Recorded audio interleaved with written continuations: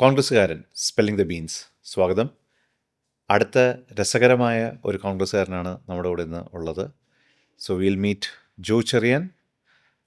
APCയിലെ മെമ്പറാണ്. എല്ലാ പ്രോജക്റ്റിലും നമുക്ക് ഏറ്റവും ആക്റ്റീവായി, മോട്ടിവേറ്റിംഗായി, എനർജറ്റിക്കായി നമ്മുടെ കൂടെ ഉണ്ടാകുന്ന ജോ ചെറിയാന് വെൽക്കം ചെയ്തു. Thank you. ഒരു ബിസിനസ്സുകാരൻ, അപ്പുറത്തേക്ക് ഒരു കോൺഗ്രസ്സുകാരൻ. അതെ, ഒരു ബിസിനസ്സുകാരന് കോൺഗ്രസ്സുകാരനായി നിൽക്കാൻ പറ്റുന്നുണ്ടോ? പറ്റും. ആ ഒരു സ്പേസ് നമ്മൾ തന്നെ ക്രിയേറ്റ് ചെയ്ത് എടുത്താൽ മതി. എത്രമാത്രം ഇതൊരു കൺവീനിയൻസ് ആണോ?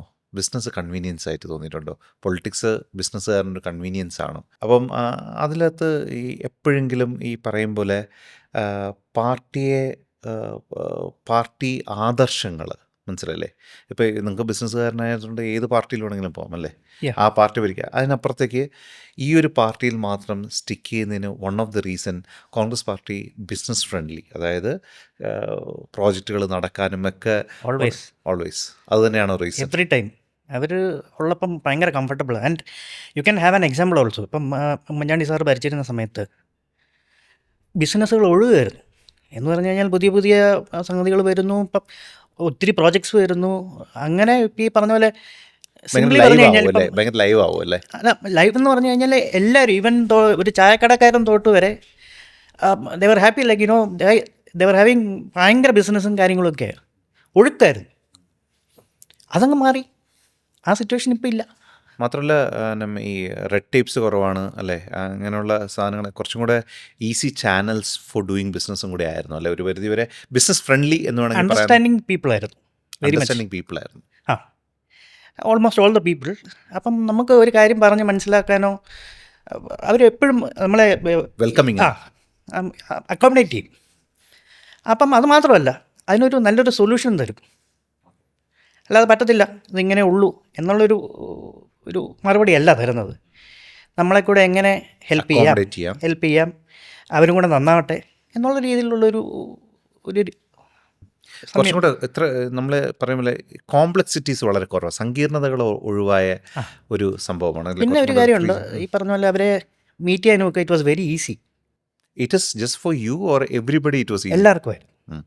എനിക്ക് അനുഭവമുണ്ട്. ഉമ്മൻചാണ്ടി സാർ ഇന്ന സമയത്തും ഒക്കെ പല ഒരു കാര്യം പറയാനായിട്ട് കുറച്ചും കൂടെ അപ്രോച്ചബിൾ ആയിരുന്നു. അപ്പം അങ്ങനെയല്ല. അത് നിങ്ങളുടെ ബിസിനസ്സിനൊക്കെ എത്രമാത്രം ബാധിച്ചിട്ടുണ്ട്? കാരണം ഒരുപാട് എഫക്റ്റ് ചെയ്തിട്ടുണ്ട്. ഇപ്പം കറൻ്റ്ലി ഐ എം അഫക്റ്റഡ്. അതല്ലേ?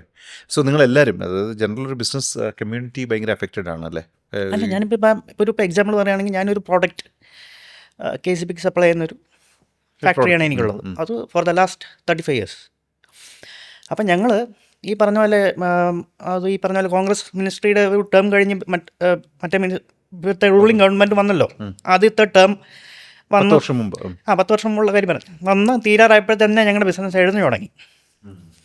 എന്ന് പറഞ്ഞു കഴിഞ്ഞാൽ രണ്ടാമത്തെ ടേമിൽ അവർ ഈ ഇപ്പോഴത്തെ റൂളിംഗ് ഗവൺമെൻറ് കയറിയപ്പോൾ എന്താ പറഞ്ഞു വെച്ച് കഴിഞ്ഞാൽ എല്ലാ ഇൻഡസ്ട്രിയും പ്രൊട്ടക്റ്റ് ചെയ്യും. ഓക്കെ, അങ്ങനെ അവർ ജയിച്ചു വന്നു. ഇതായി. എന്തു പറ്റി? ഞങ്ങൾക്കൊരു ആക്ച്വലി പറഞ്ഞു കഴിഞ്ഞാൽ ഈ പറഞ്ഞ പോലെ Kerala government store purchase department വഴി ഒരു റിസർവേഷൻ പോളിസി ഉണ്ട്. എന്ന് പറഞ്ഞു കഴിഞ്ഞാൽ കേരളത്തിലുള്ള ഇപ്പം മെയ്ഡ് ഇൻ ഇന്ത്യ പ്രോഡക്ട്സ് എന്ന് പറഞ്ഞ പോലെ തന്നെ കേരളത്തിലുള്ള SSI യൂണിറ്റ്സ് ആൻഡ് PSUസിനെ പ്രൊട്ടക്റ്റ് ചെയ്യാൻ വേണ്ടിയിട്ട് സ്റ്റോർ പർച്ചേസ് ഡിപ്പാർട്ട്മെൻറ്റ് വഴി ഏകദേശം 467 ഐറ്റംസോ അങ്ങനെ കണ്ട് something like that it was reserved, like കേരളത്തിലുള്ള ഒരു മാത്രം സപ്ലൈ എന്നുള്ള രീതിയിൽ ഉണ്ടായിരുന്നു. ഇവർ ഈ രണ്ടാമത്തെ ടേമിൽ കയറി കഴിഞ്ഞപ്പോഴത്തേന് ഇവർ പറഞ്ഞു, ഒരു പകരങ്ങ് സൃഷ്ടിച്ചിട്ട് പറഞ്ഞു, ആ പോളിസി ഞങ്ങൾ അങ്ങ് എടുത്ത് കളഞ്ഞു. ഏതാ, ഞങ്ങൾ ഇനി ആ പോളിസി ഇല്ല, റിസർവേഷൻ പോളിസി ഇല്ല എന്ന് പറഞ്ഞിട്ട് വെൻ ഫോർ ഔട്ട്സൈഡ് ടെൻഡർ എന്ന് പറഞ്ഞാൽ ഓപ്പൺ ടെൻഡർ. ഓപ്പൺ ടെൻഡേഴ്സ് എന്ന് പറഞ്ഞു കഴിഞ്ഞാൽ ഫ്രീ മാർക്കറ്റ്. ഈ വെളിയിൽ നിന്നുള്ള ഫേംസ് എന്ന് പറഞ്ഞു കഴിഞ്ഞാൽ അവർ ചെറിയ ആൾക്കാരൊന്നുമല്ല. 10,000-5,000 കോടി രൂപ ടേൺ ഓവർ ഉള്ള ആൾക്കാർ വന്നു കഴിയുമ്പം ഈ ചെറുകിട വ്യവസായങ്ങൾ എന്ത് ചെയ്യും? അവരെങ്ങനെ ഇത് ചെയ്യും? അവർക്ക് ഇത് ചെയ്യാൻ പറ്റത്തില്ല, നിലനിൽക്കത്തില്ല എന്ന് പറഞ്ഞു കഴിഞ്ഞാൽ. കാരണം അവർക്ക് ഏത് ലെവലിലും പ്രൈസ് താത്ത് കോട്ട് ചെയ്യാൻ ഉള്ള കപ്പാസിറ്റി ഉള്ളവരാണ്. ബിക്കോസ് അവരുടെ ഒറ്റ മോട്ടീവുകൾ ഇവിടെ എങ്ങനെയെങ്കിലും കയറി പറ്റണം. എന്നിട്ട് അവർ സപ്ലൈ ചെയ്യുന്ന സാധനം ക്വാളിറ്റി ബാധിക്കുന്നുണ്ടോ? ക്വാളിറ്റി മോശമായിട്ടുള്ള സാധനങ്ങളാണ് സപ്ലൈ ചെയ്യുന്നത് you mean to say that low quality സാധനങ്ങളാണ് ഈ ടെൻഡർ ഓപ്പൺ ആക്കിയിട്ട് അവർ ഇത് ചെയ്യുന്നത്. വരുന്നത്. ലോ അപ്പം ക്വാളിറ്റി സാധനങ്ങളെന്ന് പറയുന്നത് നമ്മുടെ കെ സി ബിയുടെ മെയിൻ എന്താണ് എന്തൊക്കെയാണ് ഇവിടെ മറ്റേ ഞങ്ങൾ സപ്ലൈ ചെയ്യുന്ന ACSR കണ്ടക്ടർ ആണ് ലൈൻസ്? ലൈൻസ്. ACSR കണ്ടക്ടർ എന്ന പ്രോഡക്റ്റിൻ്റെ അപ്പോൾ പേര്. അത് ഇപ്പം ശരിക്കും ഇപ്പോഴത്തെ ടെൻഡർ വെച്ച് ലോ ക്വാളിറ്റി സാധനമാണ്. ഈ ലൈൻ വലിക്കുന്നവരും പലയിടത്തും പറയുന്നുണ്ട് സാറേ ഇതിന് സാധനം മോശമെന്നുള്ള. പക്ഷേ ഞങ്ങളുടെ സാധനങ്ങൾക്ക് ഇന്ന് വരെ 35 വർഷമായിട്ട് ഞങ്ങളുടെ സാധനങ്ങൾക്ക് ഒരു പ്രശ്നം വന്നിട്ടില്ല. ഇന്ന് വരെ ഫെയിലിയർ വന്നിട്ടില്ല, റിജക്ഷൻ വന്നിട്ടില്ല. പക്ഷെ എന്തുകൊണ്ട് ഇത് പുറത്ത് വരുന്നില്ല? ഇങ്ങനൊരു ഒരു ഒരു ഒരു വല്ല ഭയങ്കര ഒരു അല്ല സംഭവമല്ലേ ഇത്? അപ്പം ഞാൻ കുറച്ച് കാര്യങ്ങൾ പോയിന്റ് ഉള്ളതെന്ന് വെച്ച് കഴിഞ്ഞാൽ, അപ്പം ഇങ്ങനെ വന്നപ്പോഴത്തേക്കിനും ഒരു ഗവൺമെൻറ് ഫേമുണ്ട്, ട്രാക്കോ കേബിൾ കമ്പനി. അതെല്ലാവർക്കും അറിയാവുന്ന ഒരു ഫേമാണ്. 10,500-300 ഫാമിലീസ് ജോലിക്കാരുള്ള ഒരു ഫേമാണ്. പൂട്ടിപ്പോയി. ഓക്കെ, ഞങ്ങളുടെ ഈ 10-12 പ്രൈവറ്റ് ഫേംസ് ഉണ്ട് കേരളത്തിലുള്ള, അവരും പൂട്ടിപ്പോയി. അപ്പോൾ ഈ 10,500-600-700 ഫാമിലീസ് പട്ടിണിയിലായി. ഇത്രയും. അപ്പം ഞങ്ങൾ ഇനി എന്ത് ചെയ്യും? ഇപ്പം ഇതിനകത്ത് വേറെ കാര്യം എന്ന് വെച്ച് കഴിഞ്ഞാൽ, ഇപ്പം നമ്മൾ അടുത്ത് വേറെ സ്റ്റേറ്റ് എടുത്തോ, തമിഴ്നാടാണെങ്കിൽ തമിഴ്നാട്, കർണാടക ആണെങ്കിൽ Karnataka. Ask me A question like എന്തുകൊണ്ട് എനിക്ക് അവിടെ പോയി സപ്ലൈ ചെയ്ത് അവിടെയുള്ളവർ ഇങ്ങോട്ട് വരികയല്ലേ? അപ്പോൾ എന്തുകൊണ്ട് എനിക്ക് അങ്ങോട്ട് പോകൂടാൻ ഒരു ക്വസ്റ്റ്യൻ ചോദിക്കാം. ചോദിക്കാം. അതിനകത്ത് പ്രത്യേകം എന്ന് വെച്ച് കഴിഞ്ഞാൽ, തമിഴ്നാട് ഗവൺമെൻറ് അവരുടെ SSI യൂണിറ്റ്സിനെയും PSUവിനെയും പ്രൊട്ടക്ട് ചെയ്തിട്ടുണ്ട്. ഓക്കെ. കർണാടക ഗവൺമെൻറ് അങ്ങനെ ചെയ്ത് അവരെയും പ്രൊട്ടക്ട് ചെയ്തിട്ടുണ്ട്. കേരളത്തിൽ മാത്രമേ ഇത് എനിക്ക് ഇവിടെ അങ്ങോട്ട് പോകാൻ പറ്റില്ല. ഇതിൻ്റെ കൂട്ടത്തിൽ ഒരു കാര്യം കൂടെ ഉണ്ട്. സെൻട്രൽ ഗവൺമെൻറ് ഓൾറെഡി 300 സാധനങ്ങൾ റിസർവേഷൻ പറഞ്ഞിട്ടുണ്ട്. അപ്പോൾ ഇത് ശരിക്കും പറഞ്ഞാൽ എത്ര കമ്പനീസിനെ കേരളത്തിൽ ഇത് അഫക്റ്റ് ചെയ്തിട്ടുണ്ട്? ഈ ഒരു ഒരുപാട് കമ്പനീസിന് ഞാനിപ്പം ഞങ്ങളുടെ ഒരു സെനാറിയോ ആണ് ഈ പറഞ്ഞത്. ഈ പറഞ്ഞ പോലെ ട്രാക്കോ എന്നൊക്കെ പറഞ്ഞു കഴിഞ്ഞാൽ നമ്മൾ ചിന്തിക്കാൻ പറ്റാത്തൊരു കമ്പനിയായിരുന്നു. അത്രയും വലിയ കമ്പനിയായിരുന്നു. അല്ല, ഈ ഒരു ഔട്ട്സോഴ്സിങ് സാധനം ഓപ്പൺ ആക്കിയത് കൊണ്ടാണ് ഇതിലേക്ക് സംഭവിച്ചത്. റിസർവേഷൻ എടുത്ത് കളഞ്ഞ ഈ സ്റ്റോക്ക് ഇത് പൊതുജനങ്ങളെ എങ്ങനെയാണ് എഫക്ട് ചെയ്യുന്നത്? ഞാൻ ചോദിക്കുന്നത് പൊതുജനങ്ങളെന്ന് പറഞ്ഞു കഴിഞ്ഞാൽ ഈ ഇപ്പം ഞങ്ങളുടെ കൂടെ ഉള്ള വർക്കേഴ്സും ആൾക്കാരും എല്ലാം പൊതുജനമല്ലേ. അത് ഒരു സൈഡിൽ നിന്നും മറു സൈഡിൽ ലാർജ് കമ്മ്യൂണിറ്റി ഉണ്ടല്ലോ. അതായത് ഞാൻ പറയുന്നത് സാധാരണക്കാരനെ, ഇപ്പം നിങ്ങളുടെ ബിസിനസ്സായിട്ട് ഡയറക്റ്റായിട്ട് അല്ലെങ്കിൽ അത് ഉപജീവന മാർഗമല്ലാതെ ജീവിക്കുന്ന ഒരു സാധാരണ സിറ്റിസന് ഈ ലോ ക്വാളിറ്റി അയാളുടെ പൈസയും നമ്മുടെ പൈസയല്ലേ, നികുതി പണമാണ്, ആണ്. അത് വെച്ചിട്ട് കൊടുക്കുന്നത് സബ്സ്റ്റാൻഡേർഡ് ലോ ക്വാളിറ്റി സാധനമാണ്. പക്ഷേ ഇത് ഒരു എന്താ പറയുക, ധാർഷ്ട്യയോടെ ഒരു ഗവൺമെൻറ് ഇരിക്കുന്നുണ്ട്, ആർക്കും ചോദ്യം ചെയ്യാൻ പറ്റാത്തൊരവസ്ഥയാണോ? അതാണോ ശരിക്കും? ഞാൻ പറഞ്ഞില്ലേ നേരത്തെ, നമുക്കൊരു അപ്രോച്ചബിൾ ആസ്പെക്റ്റ് ഇല്ല ഇവിടെ. നിങ്ങളിപ്പോൾ ഗവൺമെൻറ്റിനെ സമീപിച്ചില്ലേ? ഇതിനകത്ത് ഇപ്പോൾ ഈ പറഞ്ഞ പോലെ KCB അല്ല ഹെൽപ്ലെസ്, വേറെ trying to help us. But do they know that അവർക്ക് കിട്ടുന്ന സബ്സ്റ്റാൻഡേർഡ് അല്ലെങ്കിൽ ലോ ക്വാളിറ്റി സാധനമാണെന്നുള്ള അവർക്ക് അറിയാം. ഇത് ഏതെങ്കിലും ലാബിൽ സർട്ടിഫൈ അങ്ങനെ എന്തെങ്കിലും പരിപാടികളോ? It is an ISI marked product. Sometimes ചിലർക്ക് ISO ഉണ്ട്. അപ്പം so legally that is right. പക്ഷേ നമ്മൾ പറയുന്നത് അവർ ലീഗലി ചെയ്തിരിക്കുന്നത് ഇത് ലൈസൻസ് ഉള്ള കമ്പനിയിൽ നിന്ന് തന്നെ ക്വാളിറ്റി അഷ്യൂർ ചെയ്ത പ്രോഡക്റ്റാണ് വരുന്നത്. പക്ഷേ നിങ്ങളുടെ പ്രോഡക്റ്റുമായിട്ട് കമ്പയർ ചെയ്ത് നോക്കുമ്പോൾ ഇത് സബ്സ്റ്റാൻഡേർഡ് പ്രോഡക്റ്റാണ്. ഞങ്ങളൊക്കെയെന്ന് പറഞ്ഞു കഴിഞ്ഞാൽ, ഞാൻ ഇപ്പം ഇത്രയും വർഷമായിട്ട് 99.9% അലുമിനിയം ഹിൻഡാൽക്കോ എന്നൊക്കെ മേടിച്ചാണ് ചെയ്യുന്നത്. ഇവരിത് ഇവിടെ നിന്ന് കൊണ്ടുവരുന്നത് നമുക്ക് അറിയത്തില്ല. ഇത്രയും താഴ്ത്ത് ഇവർക്ക് പ്രൈസ് എങ്ങനെ കോട്ട് ചെയ്യാൻ പറ്റുമെന്നുള്ള ഒരു കാരണവശാലും പിടി കിട്ടുന്നില്ല. ഞങ്ങൾക്ക് തന്നെ മറ്റേ മെറ്റീരിയൽ കോസ്റ്റ് പോലും ആകുന്നില്ല. അപ്പോൾ പിന്നെ ഞങ്ങൾക്ക് എങ്ങനെ ഓർഡർ എടുത്ത് ചെയ്യാം? അതിനേക്കാളും വലുത് ഞാൻ മനസ്സിലാക്കുന്നത് കേരളത്തിനകത്ത് ഒരു സെക്ടർ ഓഫ് ഇൻഡസ്ട്രി അറിഞ്ഞുകൊണ്ട് കൊല്ലുകയാണ് അല്ലേ? പൂട്ടിയല്ലോ, പൂട്ടിപ്പോയി, ഇപ്പോൾ പൂട്ടിക്കിടക്കുക, ആർക്കും വർക്കില്ല. അപ്പോൾ പിന്നെ ഞങ്ങൾ എന്ത് ചെയ്യും? അപ്പോൾ ഇത് ശരിക്കും പറഞ്ഞു കഴിഞ്ഞാൽ ഒരു സോഷ്യലിസ്റ്റ് സർക്കാർ അല്ലെങ്കിൽ കമ്മ്യൂണിസ്റ്റ് സർക്കാരിൻ്റെ ഏറ്റവും വലിയൊരു കൺസേൺ ആ സ്റ്റേറ്റാണ് അല്ലേ? ആ സ്റ്റേറ്റിനകത്തുള്ള ബിസിനസ്സുകൾ ഡെവലപ്പ് ചെയ്യണം എന്നുള്ളതാണ് അവരുടെ പ്രത്യയശാസ്ത്രപരമായിട്ട് ഐഡിയോളജിക്കലി ചെയ്യേണ്ടത്. അതുപോലും ചെയ്ത അപ്പോൾ ഇവർക്കിത് കമേഴ്ഷ്യലായിട്ട് ലാഭം ഉണ്ടാവാം അല്ലേ? അങ്ങനെ ഒരു അത് എനിക്ക് ഞാൻ പറയാൻ ആളല്ല. പക്ഷേ എങ്കിലും അങ്ങനെ ഒരു ചാൻസ് ഉണ്ട്, അതും പറയാൻ പറ്റില്ല. ഞാൻ പറയാൻ ആളല്ല. C the thing is that നമുക്കിപ്പോൾ ഇവിടെ പറയാൻ പറ്റുന്ന അല്ലെങ്കിൽ നമ്മൾ കാണാൻ ശ്രമിക്കുന്ന ഒരു ഫാക്ടർ എന്ന് പറയുന്നത് ഇത്രയും കമ്പനികളുടെ ബിസിനസ് നഷ്ടപ്പെടുന്നു എന്നുള്ളതാണ്. അത്രയും കുടുംബങ്ങൾ. അതൊരു ശരിക്കും പറഞ്ഞാൽ ഇത് കോൺഗ്രസ് ഗവൺമെൻറ്റാണ് ചെയ്തിരുന്നെങ്കിൽ എന്തായിരുന്നു ഇവിടുത്തെ അവസ്ഥ? കത്തിക്കുമായിരുന്നു അല്ലേ? അവർ പിന്നെ വെറുതെ ഇരിക്കൂ, മൊത്തം പ്രശ്നം തന്നെ. ഇത്രയും തൊഴിൽ സമരവും ഫാക്ടറികൾ പൂട്ടുകയും അത് അവരുടെ കാര്യം കൊണ്ടായിരിക്കും. ഇനി കമ്മ്യൂണിസ്റ്റ് സർക്കാർ മുൻകാലങ്ങളിൽ ഉണ്ടായിരുന്നപ്പോഴും നിങ്ങൾക്ക് ഇതേപോലെ തൊഴിലാളി പ്രശ്നങ്ങളും അങ്ങനെയുള്ള ഇതൊക്കെ ബിസിനസ്സിന് തൊഴിലാളി പ്രശ്നങ്ങൾ വന്നിട്ടില്ല. അങ്ങനത്തെ ഒരു സംഗതികൾ വന്നിട്ടില്ല. വളരെ കുറവായിരുന്നു. ബിക്കോസ് എൻ്റെ കൂടെ ഉള്ളവരെല്ലാം ഈ പറഞ്ഞ പോലെ 10-30 വർഷം ഉള്ളവർ ഇപ്പോഴും ഉണ്ട്. ഞാൻ അവരെ ഇപ്പോഴും പ്രൊട്ടക്ട് ചെയ്തുകൊണ്ടിരിക്കുക. സാലറി കൊടുത്ത് പ്രൊട്ടക്ട് എനിക്ക് സാലറിക്കുള്ള സോഴ്സ് എവിടുന്ന്? മനസ്സിലായി. അപ്പോൾ ഇതിനൊരു ഫ്യൂച്ചറിസ്റ്റിക് ആയിട്ട് ഇനി എന്താണ് ഇതിനൊരു സൊല്യൂഷൻ എന്ന് പറയുന്നത് നിങ്ങളുടെ മൈൻഡിലുള്ളത്? സൊല്യൂഷൻ എന്ന് പറഞ്ഞു കഴിഞ്ഞാൽ ഈ പറഞ്ഞ പോലെ നമ്മുടെ ആ പഴയ ഉണ്ടായിരുന്ന റിസർവേഷൻ തിരിച്ചു കൊണ്ടുവരണം. സ്റ്റോർ പർച്ചേസ് ഡിപ്പാർട്ട്മെൻറ്റിലുള്ള റിസർവേഷൻ തിരിച്ചു കൊണ്ടുവരണം. അതിപ്പോൾ നിങ്ങൾക്ക് മാത്രമാണോ? ഞങ്ങൾക്ക് മാത്രമല്ല, ഈ പറഞ്ഞ 460 ഐറ്റംസ് ഉണ്ടായിരുന്നു. അതെല്ലാം വന്നു കഴിഞ്ഞാൽ എല്ലാവർക്കും ജോലി കിട്ടും. എല്ലാ സ്ഥാപനങ്ങളും ഇൻഡസ്ട്രി ആക്റ്റീവ് ആവും. ആക്റ്റീവോ? അപ്പം ഇൻഡസ്ട്രിയൽ എസ്റ്റേറ്റ്സ് അങ്ങനെയുള്ള സ്ഥലങ്ങളിലെല്ലാം തന്നെ ഇത് ക്ലോസ് ഡൗൺ ആയിട്ട് ഉള്ളൊരു സിറ്റുവേഷനിലാണ് ഇപ്പോൾ പോയിക്കൊണ്ടിരിക്കുന്നത്. ഇനി അടുത്ത പോയിന്റിലേക്ക് വരാം.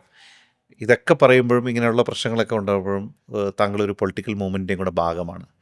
എത്രമാത്രം സന്തോഷം അല്ലെങ്കിൽ ഒരു സെൽഫ് ഗ്രാറ്റിഫൈയിങ് ആയിട്ടുള്ളൊരു actually I thank you because ഈ ഒരു ഇതിലോട്ട് പ്ലാറ്റ്ഫോമിലോട്ട് എനിക്ക് മെമ്പർഷിപ്പ് കിട്ടിയതും എല്ലാം ബിക്കോസ് ഈ പറഞ്ഞാൽ എനിക്ക് അധികം ഈ കോൺഗ്രസ്സുകാരനാണെങ്കിലും ഞാൻ KCയിൽ കുറച്ച് നാൾ എനിക്ക് വർക്ക് ചെയ്യാൻ പറ്റില്ല. എന്ന് പറഞ്ഞാൽ മറുവാനസിൽ പ്രീ ഡിഗ്രി ചെയ്ത സമയത്ത് ഒരു 2 വർഷം വർക്ക് ചെയ്യാൻ പറ്റി.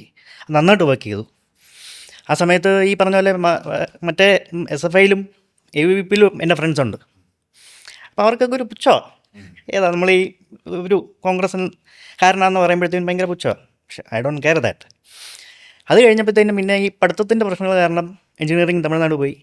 തിരിച്ചത് കഴിഞ്ഞാൽ എനിക്കൊരു അഡ്വക്കേറ്റ് ആവണമെന്ന് ഭയങ്കര ആഗ്രഹമായിരുന്നു. അത് കഴിഞ്ഞ് ഇത് കഴിഞ്ഞ് വന്നപ്പോഴത്തേനും എൻ്റെ ആഗ്രഹം നടത്തി ലോ അക്കാഡമിയിൽ LLB എടുത്തു. അവിടെയും എനിക്ക് 3 വർഷം ഒരു KSUക്കാരനായിട്ട് വർക്ക് ചെയ്യാൻ പറ്റി. ആ ഒരു വർഷം അവിടെ പാർട്ടി KSU പിടിക്കുകയും ചെയ്തു കോടതിയിൽ. അങ്ങനത്തെ കുറേ നല്ല അനുഭവങ്ങൾ. പ്രൊഫഷണൽ കോൺഗ്രസ്സിലേക്ക് വരുമ്പം എന്താണ്, അതായത് ഒരിക്കലും പ്രതീക്ഷിച്ചോ വീണ്ടും ഒരു രാഷ്ട്രീയ പ്രവർത്തനത്തിന് ഇങ്ങനൊരു സ്പേസ് വരും? ആക്ച്വലി എനിക്ക് ഈ പറഞ്ഞ പോലെ സൊസൈറ്റിക്ക് വേണ്ടി എന്തെങ്കിലുമൊക്കെ നല്ല കാര്യങ്ങൾ ചെയ്യണമെന്ന് ഒത്തിരി ആഗ്രഹമുള്ള ഒരാളാണ്. കാരണം ഒരുപാട് ഹെൽപ്പൊക്കെ ചോദിച്ചു വരുമ്പോഴത്തേനും നമുക്ക് അവരെ ഹെൽപ്പ് ചെയ്യാനായിട്ടുള്ളൊരു പ്ലാറ്റ്ഫോം എന്ന് പറഞ്ഞാൽ എനിക്കിപ്പോൾ കുറേ പേരെ പരിചയപ്പെടാൻ പറ്റി.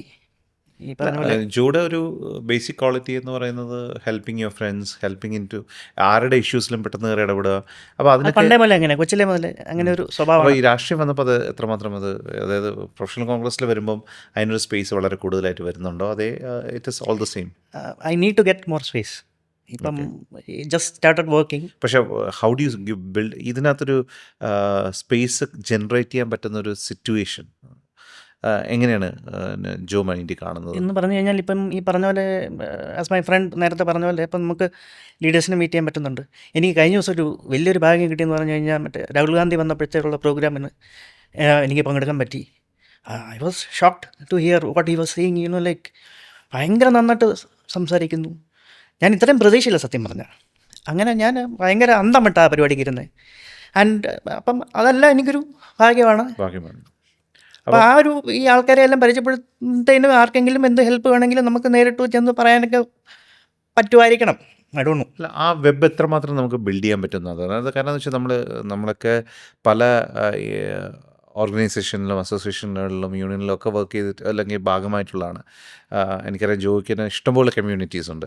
ആ കമ്മ്യൂണിറ്റീസിലൊക്കെ ഉള്ള എക്സ്പീരിയൻസൊക്കെ ഈ പാർട്ടിയിലേക്ക് അല്ലെങ്കിൽ കോൺഗ്രസ് പാർട്ടിയുടെ വിജയത്തിന് വേണ്ടിയിട്ടോ അല്ലെങ്കിൽ വലുതാവുന്നതിന് വേണ്ടിയിട്ടൊക്കെ എത്രമാത്രം യൂസ് ചെയ്യാൻ പറ്റുന്നുണ്ട് ഈ പ്രൊഫഷണൽ സ്ട്രീമിലേക്ക് വന്നതിന് ശേഷം?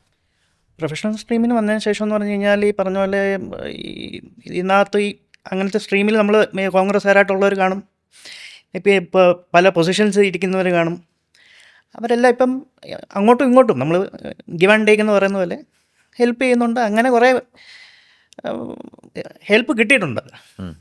അല്ല, ഇതിപ്പം ഞാൻ പറഞ്ഞ പലതരം എനിക്ക് പേഴ്സണലി ഉണ്ടായ അനുഭവം എന്ന് പറയുന്നത് പല ഈ കാറ്റഗറിയിലുള്ള ആൾക്കാർ അല്ലെങ്കിൽ പല പ്രൊഫഷനിലുള്ള ആൾക്കാരെ ഒരു ബഞ്ചായിട്ട് കിട്ടുന്ന ഒരു ഏരിയയും കൂടെ ആയിരുന്നു പ്രൊഫഷണൽ കോൺഗ്രസ് എന്ന് പറയുന്നത്. അപ്പോൾ അവിടെ ഉണ്ടായ എനിക്ക് ഈ പറയുമ്പോൾ ഇത് തന്നെയാണോ എല്ലാവർക്കും എന്ന് അറിയത്തില്ല. ഇപ്പോൾ ഹെൽത്ത് വെർട്ടിക്കൽ എന്ന് പറയുന്നു. നമുക്ക് പെട്ടെന്നായിരിക്കും ഒരാൾ വിളിച്ചിട്ട് ഹോസ്പിറ്റലിൽ ഹെൽപ്പ് ചെയ്യുന്നത്. ഇപ്പോൾ ഈ 2-3 വർഷത്തിനിടയിൽ ഉണ്ടായ കുറേ അനുഭവങ്ങളുണ്ട്. അപ്പോൾ നമ്മൾ ഹെൽത്ത് വെർട്ടിക്കലിൽ ഒരു ഡോക്ടറിനെ വിളിച്ചിട്ടുണ്ട്. ഡോക്ടർ ഇങ്ങനെയാണ് സംഭവം. അദ്ദേഹത്തിന് പരിചയമുള്ള ഡോക്ടേഴ്സിനെ വിളിക്കുന്നു. ഇങ്ങനൊരു നെറ്റ്വർക്ക് ക്രിയേറ്റ് ചെയ്യാൻ പറ്റിയിട്ടുണ്ട്. Same with IT.